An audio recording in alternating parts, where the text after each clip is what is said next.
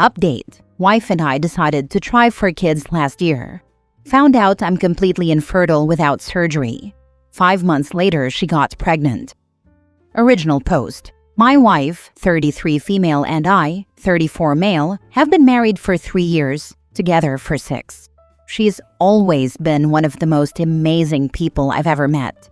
No huge fights, love languages match up, and we're both fairly active people, which has been why we've always had a really strong relationship for so long. That's why this is so difficult for me. We've both been doing pretty well in our careers the last few years. She's in marketing, and I work independently as an IT consultant, allowing me to set my own hours and be pretty flexible. We decided last year that we wanted to start a family, her most likely keeping her job full-time and me scaling back to part-time.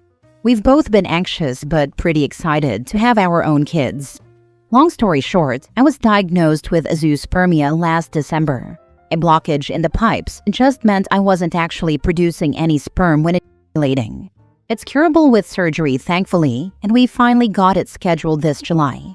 She's got a high libido, as do I, so we've still been very sexually active, but there should have been no way I could have gotten her pregnant.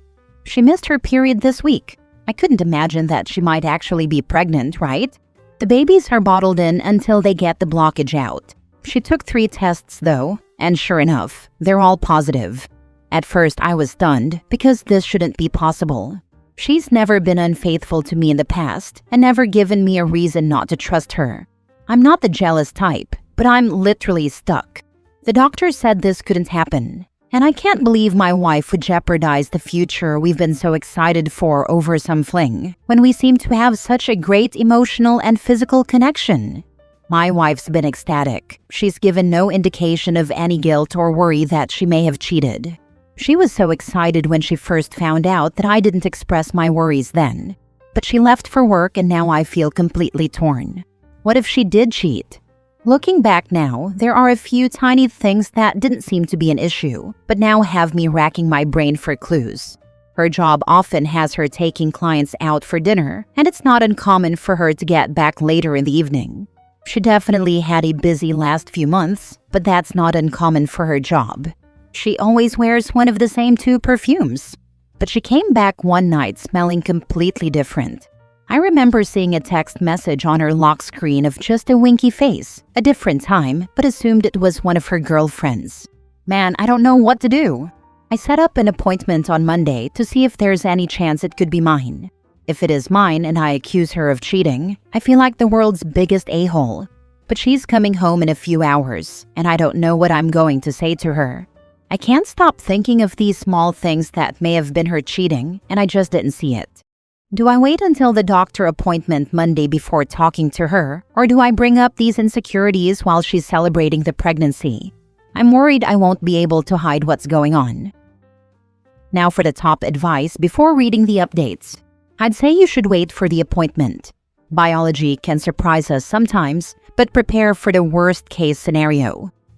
Should I take her with me to it? I'm weighing the choices between that and going alone.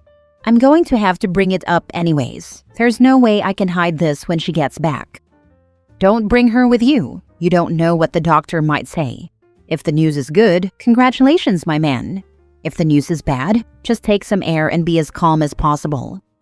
She knows you're blocked up, yes? If so, her reaction doesn't make a damn bit of sense for cheating. Doesn't make sense for some weird surprise in vitro either, since in a month you're gonna be filling homegirl's oven with enough baby batter to get the lily fella cooking yourself.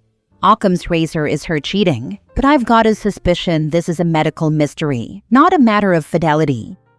She definitely knows. Yeah, I agree. That's why this is so difficult to know how to feel. I don't know if my instinct is trying to tell me something, or I'm just overreacting since I've been cheated on before. Edit/mini update. I should add it I've been cheated on before. Our relationship has been pretty healthy, but that old fear is creeping back in now. I'm not sure how to just wait until the appointment. I really hope y'all are right that some freak sperm made it past. My wife's coming home though in an hour, and I have to decide if I'm going to put on a happy face until Monday or not. She texted saying she's going to be home late. This is bringing up some old emotional scars, I think, and it's just messing with me. I'm usually never this insecure or uncertain about being straightforward. I think I need to just find some way to bring it up without being accusatory. Now for the first update. First, I just want to thank everyone who reached out and offered their story about similar situations. I can't believe how many people are told they're completely sterile and end up being able to have kids anyway. I took a lot of what you guys said to heart. I had an ex from years ago who ended up cheating on me, and it really left a scar for a while. It wasn't until I got more involved with sports and getting in better shape that I was able to try and move on. My wife and I actually met in a soccer league we were in together. We've had so much trust for so long that I thought those fears had gone away. It wasn't until now that I really started to feel shaken like that again.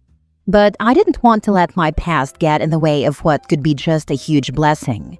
A few people really articulated the right way to communicate my feelings in a way that wasn't accusatory and respectful of my wife, who's never given me a reason to doubt her.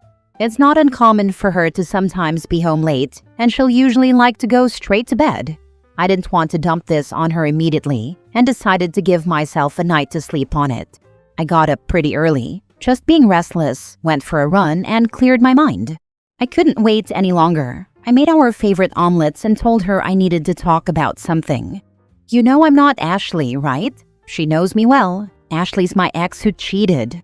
So first I apologized. I apologized because I let this build up in my head for so long without talking with her about it sooner. What should be a blessing has been nothing but insecurity and fear for me. We talked for a while. I told her how happy it made me to see her ecstatic and excited for the baby. I told her how much I loved the relationship that we've built together, and I felt like an a-hole for questioning her loyalty. She had never given me a reason not to trust her, and I still couldn't emotionally get over the thoughts of infidelity because of my ex. She thanked me for telling her, and she knew how hard it was for me to get over that. She volunteered to have us get a paternity test right when he or she is born, which made me feel a lot better at first. But something still felt off. I honestly don't know why. Something about how she was so eager to get a paternity test and almost not mad at all for having kept this from her. Normally, she would have been upset that I didn't bring it up right away, but there was just a weird feeling I couldn't shake for the rest of the day. It seemed like she was saying all the right things, but I couldn't get rid of this clawing feeling inside my head. Maybe I'm just being paranoid? Maybe there's a gut feeling I need to listen to. But I ended up going to the appointment alone, as we decided it would be good to see if I still needed the surgery. Turns out it's obstructive azoospermia. I've read so many stories about people who were supposed to be infertile ending up getting pregnant. So I brought that up, and how my wife's pregnancy was affecting me. The urologist thought it would be pretty unlikely that I wouldn't need surgery to have a kid with how mine was presenting itself. He mainly tried to skirt around the topic and mostly pushed me toward making sure she was actually pregnant. Being there didn't really help. I feel like I just got more uncertainty.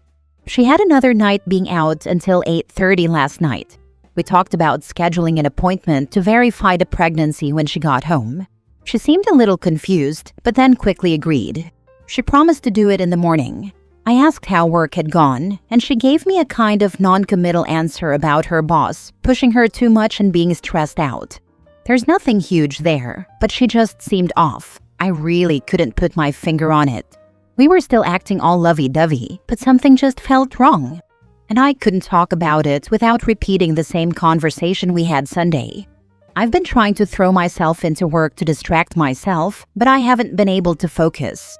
We have a joint checking account that we'll sometimes move money in and out of, but we really only use it for groceries or household items unless we talk about it beforehand.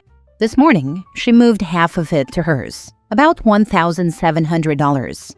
We don't do that. She's never needed to before. And I checked our healthcare portal, and she made the appointment for the one-time Thursday that I mentioned I was busy working on site. We were supposed to go together. I'm starting to go crazy. How do I bring this up in a way that isn't just having the same conversation again? I'm looking into getting a second opinion for myself, but I need a litmus test from objective outsiders to know if I'm really losing it, or if this seems weird to someone else. There is a paternity test called non-invasive prenatal paternity, NIPP, that can check paternity before the baby is born. It includes taking your wife's blood. Fetal DNA can be separated and tested, and your blood. She can get her blood taken first, and then you could go a little later. You don't have to have it done at the same time. I only thought of this because it cost around $1,700 to get it done. This is what I thought of, that they could get the NIPP test now, and maybe she moved the money for the test. But it's suspicious she's not telling him and booking an appointment without his involvement. It's stacking up against her favor. You got any sick time? Call in sick on the day of the appointment and go anyway. She technically already kinda agreed to go together, so make it so. She can't argue with that. I wouldn't want to surprise her, but I think I might wait until she's home and mention I can take off and see what she says. Solid plan. Honestly, I hope it ends up just being a misunderstanding for your sake, but it's better to be sure, and it's not as though you're being unreasonable. Thank you. I'm trying to get all my uncertainty out here to make sure I don't act just on fear. I'm a little uneasy about how popular the post got though, even though she rarely uses Reddit. I'll probably have to take this down eventually. Second update. I've been trying to center myself. We talked calmly for a bit on the phone. She claimed she moved the money out in anticipation of the deductible payments she'll have with different visits. I didn't bring up anything else, but she seemed a little impatient with me, probably rightly so, and implied we'd have a longer talk when she gets home. I'm just trying not to overreact right now. I don't know what to think. This is either a misunderstanding on my side and I'm a father, or not. Thankfully, she's not working late today. Thank you to those who are trying to keep me grounded. Third update. I went for a long run to clear my mind. Got a shower and then my wife should be home. I'm going to go into the conversation with no judgment. Just objectively lay out the facts and why I've still been struggling personally with some of them. Regardless of what happens, I'm done with any confusion left between us. Thanks to those who messaged me and gave advice. Now for the last update. I'm sorry to drag y'all through the worst of my insecurities. I definitely channeled quite a bit of my negative stuff into what I posted. But hey, that's what anonymous people are good for sometimes, I guess. Anyway, we finally sat down after she got home last night. I told her everything that was going on, the urologist, the money, the upcoming appointment. I told her how, even with all her reassurances, too many suspect things kept happening. She agreed with how everything looked and immediately apologized. She didn't realize how much my last ex's cheating was still affecting me. She knew I was off going into the weekend, but thought we had addressed that. We talked about it Sunday, but I can get pretty internal with all these worries and not show them outwardly. And so, while she thought we were communicating, I wasn't. We decided to start from the beginning and go through everything together. The money was the real problem for me. She agreed it was inconsiderate, given where my head was at, to do that without mentioning it. Apparently, the prenatal visits are so structured that they want you to set up a payment plan with them right away, and she wanted to make sure it was squared away to keep the appointment. She offered, without me prompting, to call them with me tomorrow to verify that, or, if I really wanted, we could move the money back. She does get better rewards out of her account, so it kind of made sense. We read up on obstructive azoospermia, and it doesn't seem like they're often invincible force fields. It seems like only the actual absence of the vas deferens, CBAVD, guarantees complete infertility, so it is possible for some sperm to get through. We're going to go back to the original specialist I was working with last year and hopefully get a clearer picture. It turns out the appointment she made was the only time they had available so soon, and she figured it'd be best not to wait. I told her I took off work to go with her, and she was relieved I could join. Once again, she said all the right things and seems genuine about getting us on the same page. After going through each thing, I was just wishing I believed her a little more before. She's stressed out with work and when she'll have to take off, but she really seemed to want to go out of her way to alleviate my concerns. She even offered an open phone policy if I needed it. We did look at the text I had seen, and it was just a girlfriend. I declined though, since I don't want to be that husband. This has really made me take a deeper look at my past and how it still affects me today. Even thinking back to this weekend, it was so hard to see in the moment how much all the uncertainty was affecting me. That level of anxiety literally makes you question what around you are real. I think trust but verify is the best way to put it. I was just trying to verify without any of the trust. This has all put a strain on our marriage, but I'm feeling a bit more like we're a team again working toward easing that. She thought that a nip ASAP was a great idea, as long as we also get some kind of counseling together. I'm not big on therapy, but I can probably agree that it will most likely help. I'm feeling a little better about everything. Thanks again to everyone who reached out and shared their own stories. Every other comment here I read was a story of a family member who was supposed to be barren and ended up popping out triplets. And most of all, to those who helped me try to communicate fairly through all of this. It's time for me to hopefully be a father. Edit/update. The paternity test came back initially positive for anyone who's going to see this. It's excellent that your wife was able to not be defensive and to identify with your jilted and wounded perspective to see how things could be negatively interpreted by you. Speaking for the whole internet here, we wish you and your new family the best and that you continue down your healing road. Yeah, it takes a special kind of person to be this understanding when they've done nothing wrong, especially while pregnant. OP is a lucky man. I'm glad it worked out. All I can suggest at this point is to remember that you're not the only person who went through a traumatic event here. Your wife did as well. She realized her husband does not fully trust her, regardless of whether it's within your control or not. Please keep the lines of communication open with her and spend time together to rebuild that trust for both of you. Last story. Told my in-laws we're getting divorced because my wife cheated on me since they thought I was leaving her because of her weight. I, 35 male, thought I was getting everything I ever wanted with my wife, 35 female, when we were in our late 20s. I truly love her, both when she was thin and now that she's plus-sized. She became plus-sized during her pregnancy, and I was still hot for her. But she hated her new body and felt ugly despite all my compliments. Over the years, she gained more weight and felt worse about herself. More recently, she cheated on me. She had felt so low about herself that she wanted to see if men who didn't have to love her would find her sexy. I didn't have to love her because we have a child together. I love her because she's her. We're getting a divorce, and I wanted the process to be peaceful. But my in-laws, especially my mother-in-law, 57 female, were giving me hell because they thought I was this shallow jerk who was leaving his wife because she gained weight during pregnancy. I was confronted by her parents again, and I told them the truth.